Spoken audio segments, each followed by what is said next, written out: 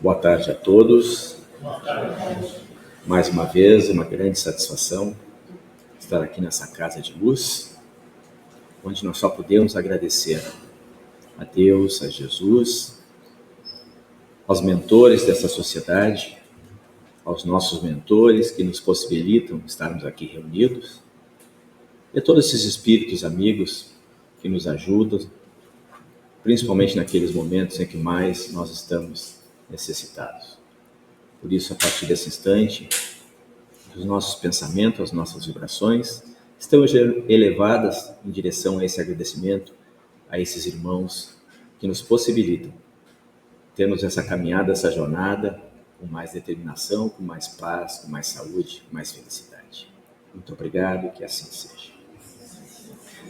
Então, meus queridos companheiros, hoje de tarde, de sábado, esse sábado lindo, o tema que foi proposto para hoje, né? Quem somos e o que fazemos.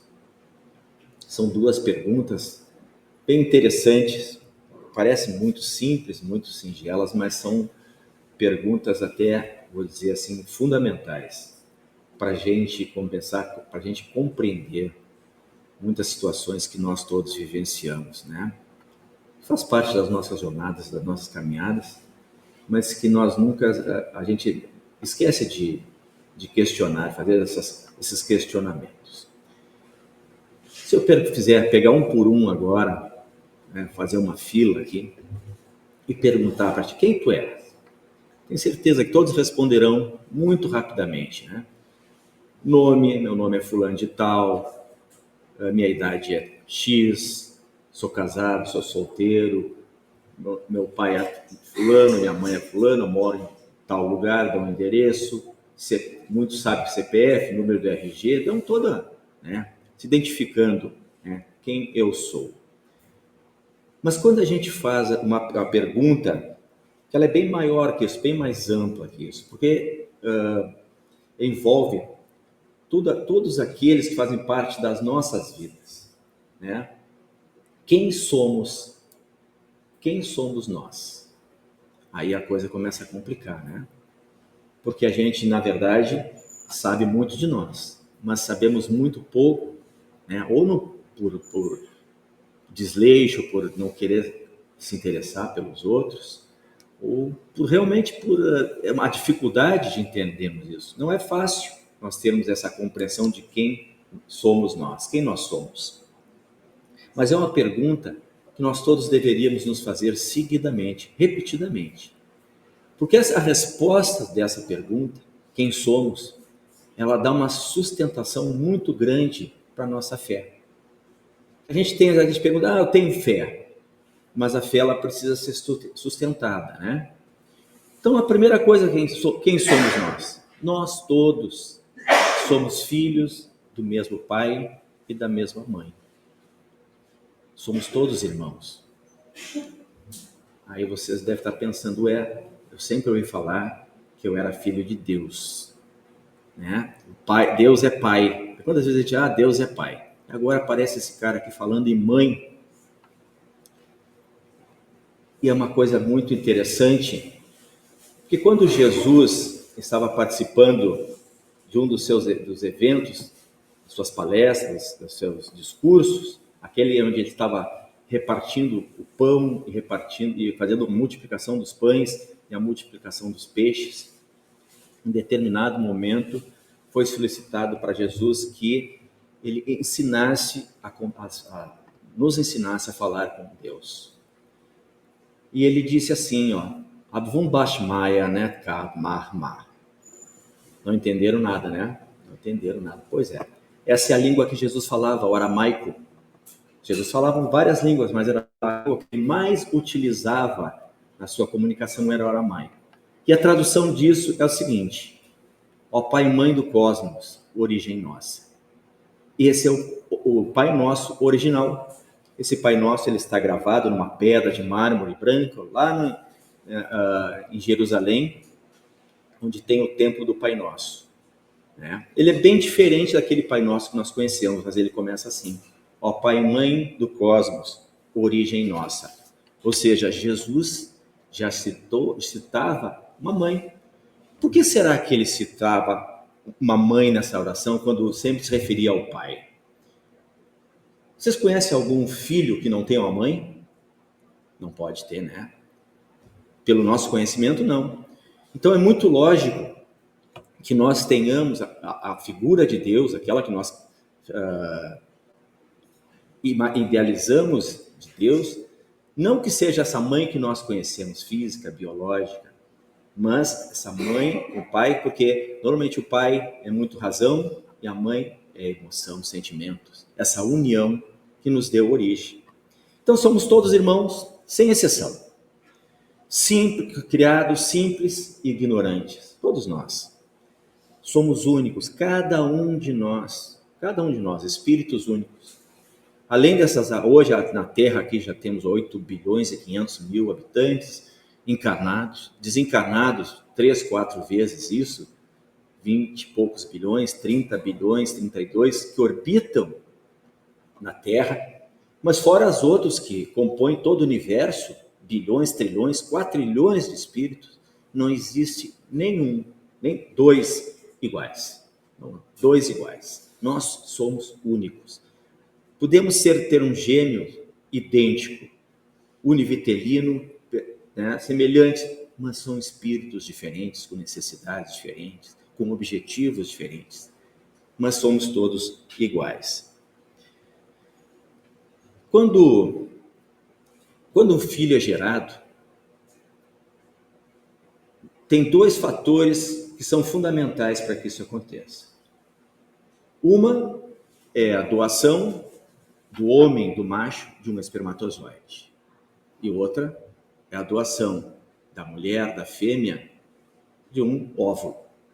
Não tem outra forma. Até hoje, não tem. Né?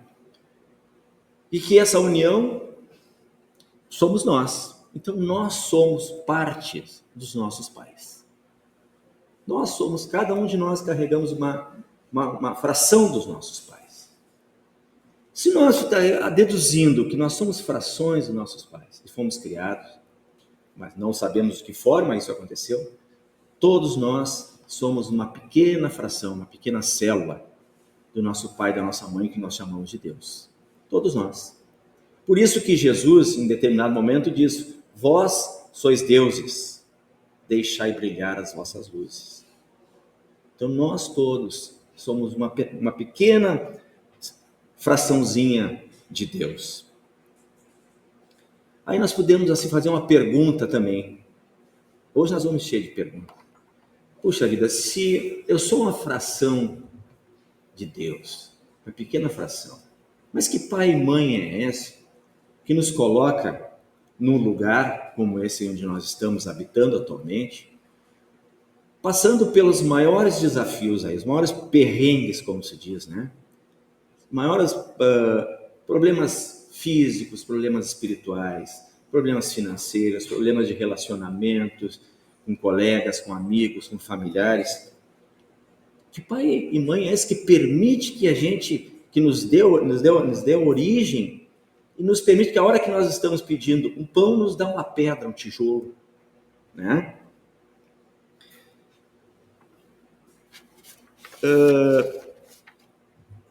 Nós estamos aqui numa certa distância. Vocês estão sentindo o meu hálito? Não. Ninguém. Eu também não estou sentindo o hálito. Eu estou falando para vocês. Por que ninguém está sentindo nesse momento o meu hálito? Pela distância, né? Se nós estivéssemos mais perto, todos nós conversando, nós sentiríamos o hálito um do outro. Por que eu estou citando isso? Não sei se vocês já ouviram falar do hálito de Deus, hálito divino. E o que significa esse? São 2 palavras, o hálito de Deus, do 3, mas tem um significado tão grande, tão enorme, que quando nós estamos passando por desafios muito grandes, e nesses desafios, constantemente, a gente briga com Deus. Nós brigamos com Deus. Até aquilo que a gente diz que tem fé, nós perdemos. Discutimos, questionamos. E não entendemos, né, como que a gente, até preces fazemos, até muitos fazem outras religiões, promessas, e não somos escutados. Pô, mas que Deus, que Pai é esse que me abandona na hora que eu preciso? São nesses momentos, pessoal, que exatamente essa pequena frasezinha, hálito divino, hálito de Deus, nos dá a certeza de que nós estamos longe de Deus. Não que Ele está longe de nós nos afastamos de Deus. Porque essa figura, justamente, ela quer nos trazer a imagem, quer nos trazer a certeza de que quando nós percebemos as nossas dificuldades, nossos desafios, e somos atendidos, às vezes não nas nossas intenções assim reais, assim, eu quero ficar curado, eu quero que isso aconteça, mas nos dá um conforto e um consolo. Deus está perto de nós. Porque Ele usa de todos os meios para atender. Ele sabe das nossas necessidades. Ele sabe dos nossos anseios. Ele conhece os nossos desafios.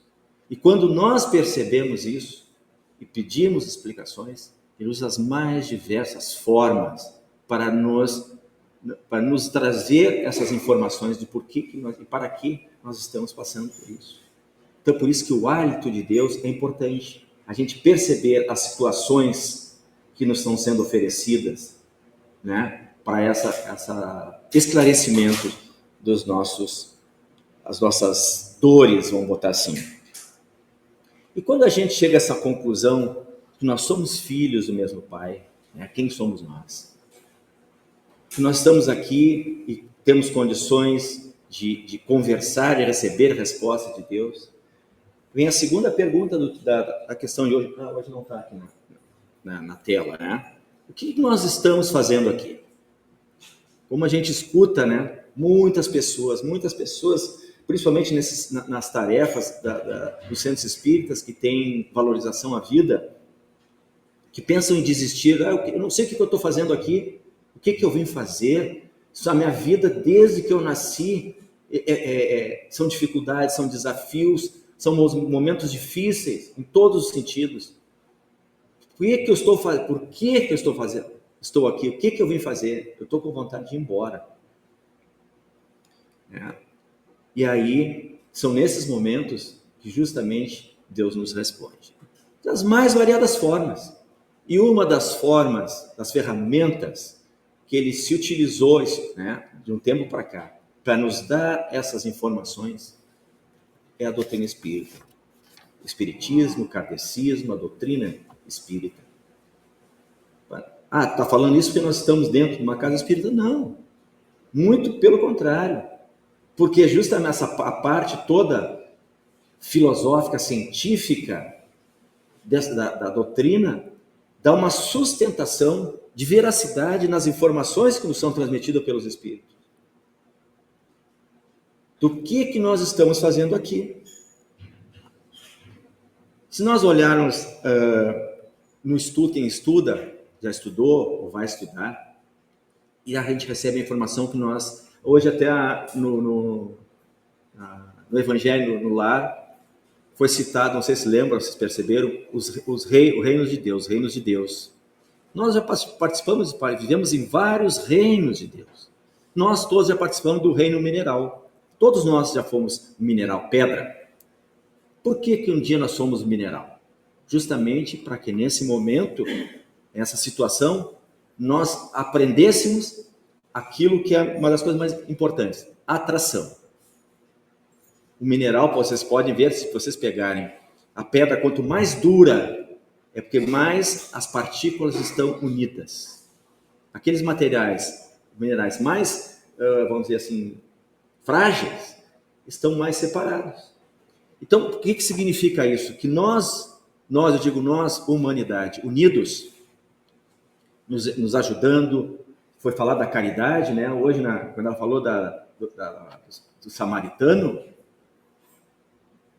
é ajuda, caridade, fraternidade, amor ao próximo, bondade. Isso é o que a atração nos faz. Não colocarmos os nossos desafios à distância, muito antes pelo contrário. Amarmos aqueles que precisam do nosso amor e não só amarmos aqueles que merecem o nosso amor. É uma grande diferença. Amarmos o próximo, aqueles que esse próximo precisa, e a gente mantém a distância. Então, lá quando nós somos mineral, nós aprendemos, nós trabalhamos em nós a atração. Depois disso, viemos para o reino vegetal. Por que nós? Então quer dizer que eu fui uma alface, um tomate? Isso aí, fomos para trabalharmos em nós as sensações. A sensação do que a gente precisa, nós precisamos de outras coisas. O vegetal não precisa de água, de terra, de luz, de ar, precisa, né? Então nós trabalhamos, quando estivermos nesse reino, essa parte nossa. Passamos para o reino animal. Todos somos lá. Para quê? Para trabalharmos os instintos, nossos instintos de sobrevivência, os instintos de proteção. E chegamos no reino hominal que nós estamos hoje. É o final? Não, temos mais ainda. Temos ainda lá a fase angelical. Vamos lá, nós vamos chegar lá. Mas agora na parte hominal, para que a gente desenvolva o nosso livre-arbítrio. Aquilo que nós todos, ou seja, uma das primeiras coisas que a gente, quando entra numa casa espírita, escuta, livre-arbítrio. Né? Para que a gente trabalhe o pensamento contínuo. Nossa mente e o nosso cérebro estão continuamente pensando, funcionando. Nós estamos dormindo, estamos trabalhando, não paramos nunca, não para nunca, nunca. Isso, né? O que nós fazemos com essa atividade depende de cada um de nós. Como nós agimos, o que nós sentimos, nossos hábitos são aqueles que alimentam a nossa mente. E principalmente uma das coisas que nós estamos trabalhando nessas encarnações e nesse reino hominal, os nossos sentimentos. Hoje, quando ela falou, né, a questão do bom samaritano, falou que tudo são trabalho de sentimentos, ajudar o próximo, não só quando aquele próximo é um ente querido, quando é um amigo, mas o próximo nas suas necessidades. Sentimentos. Trabalharmos o ódio, a raiva, ciúmes, inveja, orgulho, né? Orgulho, humildade. Trabalharmos essas questões que são os principais motivos pelos quais nós precisamos retornar. São os nossos sentimentos. Então aí, né, nós estamos agora vivenciando essa fase humana para aprendermos a fazer isso. E aí, talvez eu estou vendo poucos jovens aqui, mas eu acho que todos, de repente, se não têm filhos, a maioria de nós aqui temos filhos. Como os bons pais e boas mães, o que a gente faz para que isso aconteça na vida dos nossos filhos? Existem algumas atitudes que nós precisamos tomar. Nós precisamos tomar. Uma das primeiras coisas que a gente faz, o que é? Cuidar da saúde dos nossos filhos, né? Cuidar da saúde. Desde lá do nascimento, qualquer coisinha que apareça, a gente leva para o médico. Quando tem que ser hospitalizado, hospitalizamos. Quando tem que dar uma medicação, damos uma medicação. Cuidamos da saúde. Né? Então, nós todos, doentes, todos nós, doentes da alma, o que estamos... Agora vamos começar a responder essa pergunta. O que estamos fazendo aqui nesse grande hospital chamado Terra? Estamos nos tratando da alma. Todos nós. Poxa vida, mas precisa tanto assim, estou tão comprometido, muito mais do que a gente imagina. A gente vem nos lesionando o perispírito, o corpo espiritual, há muitos e muitos e muitos anos, séculos, milênios. E para que isso aconteça, nós precisamos passar por momentos de depuração. Como é que nós nos depuramos? Só tem uma forma, através das reencarnações. Então, por isso que a Terra é um grande hospital. E muitas, às vezes, nós escutamos, né, as pessoas acometidas de doenças as mais graves, doenças gravíssimas, e recorre aos espíritos para que se curem. E a gente sempre diz uma coisa, não importa. Para quem está dizendo é fácil, mas para quem está recebendo às vezes é difícil, né? Sempre que nós desencarnamos, sempre, sem exceção, 100%, nós saímos daqui curados relativamente daqueles motivos pelos quais nós fomos conduzidos ao corpo físico. Se eu não fiz entender, é o seguinte: por pior que seja o motivo, eu vou dar um exemplo bem assim, pontual. Eu estou acometido de um câncer, né? Aí a gente faz o tratamento, tem pessoas que conseguem se curar, tem outros que não conseguem se curar, desencarnam dessas doenças. Ele diz assim, mas ele não fez o tratamento e não se curou. Em algum estágio se curou. Tanto é que na próxima encarnação, esses mesmos motivos pelos quais foram conduzidos aqui, vêm com uma intensidade bem menor do que aquela que nós chegamos agora. Então nós sempre nos curamos, sempre. Então esse hospital aqui, ele é fantástico. Então por isso que nós estamos, nosso pai nos botou aqui, nosso pai e mãe nos botou aqui nesse hospital. Mas também a gente precisa adquirir conhecimento. Né? A gente precisa, o que nós estamos fazendo aqui? Adquirindo conhecimento. E o conhecimento ele é importantíssimo para todos nós. Porque o conhecimento, quando não é aplicado, ele não tem valor nenhum. Quando a gente procuramos assim, vou botar o exemplo da Casa Espírita. Escutamos aqui, prece de radiações, evangelho lá, palestras, o estudo, e pegando todo esse conhecimento, levamos embora, e chegar na rua, agimos completamente diferente daquilo que nos é proposto, esse conhecimento não tem valor nenhum. Ele só tem valor quando nós realmente usamos nas nossas vidas, nas nossas caminhadas, nas nossas jornadas. Aí por isso que a palavra sabe, eu sei, ela é muito mal empregada por nós. O sei vem de sabedoria, e a sabedoria só vem se nós aplicarmos os nossos conhecimentos. Aí a gente é sábio. Então, por isso a importância de nós estarmos aqui nessa grande escola. Então, a Terra também é uma grande escola. Um hospital é uma grande escola. A gente aprende tudo. A gente sempre diz que a vida é uma professora fantástica, né? A vida é uma professora, então estamos aqui justamente para aprendermos. E quem de nós, em algum momento, principalmente pela faixa etária, dizer que um dia os pais não deram um castigo para nós, né? Antigamente, então, hoje o negócio é mais complicado porque dar castigo para os filhos hoje, os pais são execrados. Mas há uns anos atrás, o castigo até era bem-vindo dentro da educação dos filhos. E não fazia mal para ninguém, eu acho que nunca arrancou pedaço de ninguém, que eu saiba. Às vezes tínhamos que exagerar, mas a grande percentual era válido, tanto é que quem teve um castigo aqui, até hoje não deve lembrar, né? Quando os pais nos davam lá algumas coisas, os professores também, era dolorido, era sofrido, mas era um período que a gente aprendia, era muito pedagógico. Então nós estamos aqui todos, pessoal, também não sendo castigados na forma de dor, mas para que a gente aprenda. Por isso que nós estamos aprisionados espiritualmente nos nossos corpos. O nosso corpo ele é uma prisão e a Terra é um grande presídio. Por isso que quando nós estamos para reencarnar, se nós tivéssemos a opção de não reencarnar para crescer, para progredir, a Terra estaria vazia. Ninguém gostaria de estar aqui. Quem sabe que vem para cá justamente com essa motivação de passarem por dificuldades, por perrengues, como se diz, né?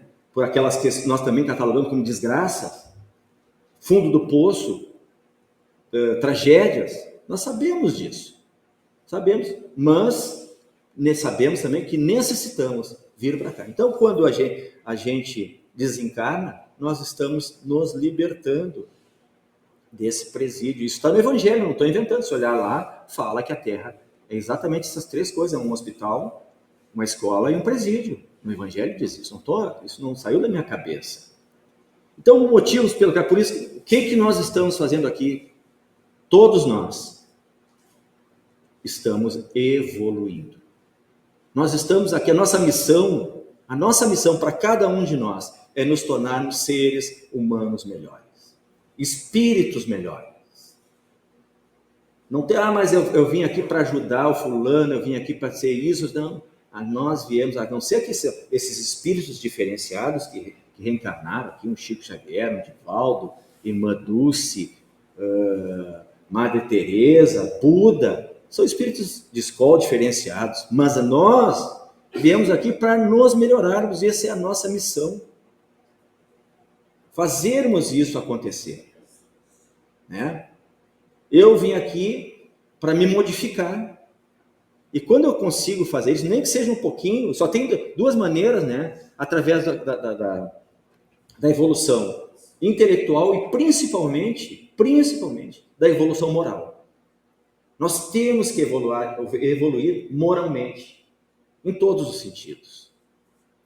Com bastante tenacidade, com bastante persistência, com bastante disciplina. Porque daí nós responderemos a essa pergunta: o que eu estou fazendo aqui?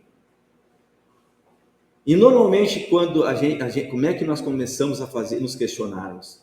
Quando as coisas pioram a nossa caminhada. Né? Aí a gente esquece. Eu estou falando isso para nós espíritas. A gente esquece disso. Quando as coisas ficam difíceis para a gente, nós esquecemos exatamente isso, que somos filhos de Deus. Esquecemos que estamos aqui tendo uma grande oportunidade, que muitos gostariam de estar no nosso lugar e não conseguiram ainda voltar para cá. E nós tendo essa chance de fazermos isso, não importa a idade, nós começamos a aprender desde lá do momento em que o espermatozoide fecunda o óvulo e existe a união com o espírito, nós começamos a aprender. E até os últimos instantes, podemos estar lá numa cama de hospital, em vida vegetativa, por meses, por anos, o espírito continua sempre aprendendo. Em todos os momentos. Mas tomara que Deus leve, está cansado. Não, nós não devemos pensar assim. Porque aqueles últimos instantes, aqueles últimos momentos, sempre serve de aprendizado. Às vezes de um arrependimento, de escutar, receber uma visita de alguém, um desafeto já de uma grande jornada, que deveria reunir em outras encarnações para que reatasse essa amizade, esse convívio, e aqueles breves instantes nos permitem isso. Então nós estamos aqui para crescer, para nos desenvolvermos, para nos tornarmos melhor. Por isso que a gente fala, né, que a doutrina espírita, ela informa e consola e conforma nos seus ensinamentos. Porque nos permite, nos dar essa visão, essa mudança de visão em relação a tudo aquilo que nos cerca.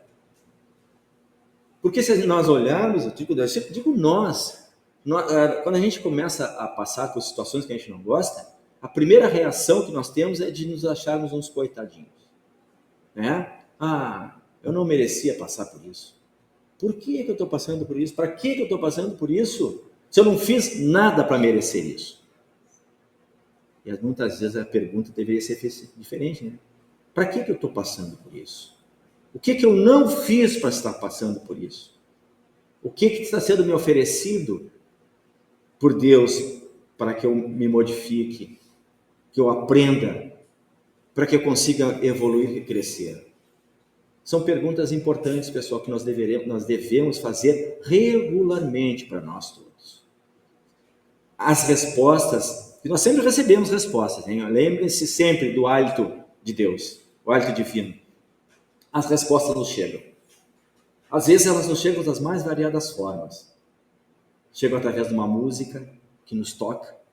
Às vezes chega através de uma pessoa que a gente nem conhece e nos diz alguma coisa que nos faz meditar, refletir sobre aquilo. Às vezes nós pegamos um livro que nos traz. Eu já ouvi casos de pessoas escutarem as respostas nos pássaros. Vendo um pássaro cantar, sabe? Mas não é o pássaro que está, é a forma é o sentimento, é a sua mente, a nossa reflexão, olhar para dentro de nós, autoconhecimento, que nos traz essas respostas. As mais variadas formas são utilizadas para que a gente consiga chegar nesse ponto que todos nós desejamos. Resignação. Não resignação de ficarmos sentados esperando as coisas acontecerem. Daí eu não estou vivendo, eu estou existindo.